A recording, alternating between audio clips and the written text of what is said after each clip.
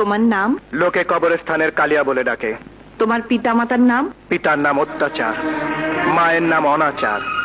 অত্যাচার আর অনাচারের মধ্যেই আমার জন্ম। নিজের বাপ মা সম্পর্কে এমন গর্হিত কথা কোন সন্তানের মুখে শোভা পায় না। আমি তোর বাপ, এটা বলার সাহস আমার বাপের ভেতর ছিল না। আর নিজের সন্তানকে বুকের দুধ খাওয়ানোর মন আমার মায়ের কাছে ছিল না। তোমার শিক্ষাস্থল কোথায়? কবরস্থান। কবরস্থানে কি করে শিক্ষা দেওয়া হয়? কেন দেওয়া যাবে না জজ সাহেবা?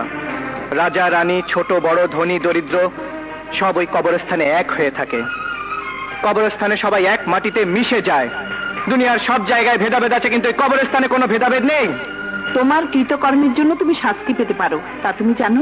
আমার কৃতকর্ম যদি অন্যায় হয়ে থাকে, তবে তার জন্য যে শাস্তি, আমি তা মাথা পেতে নেব। আপনি বলুন, আত্মহত্যার মৃত্যু হোক আর খুনের মৃত্যু হোক, তা পোস্টমর্টেম ছাড়া কি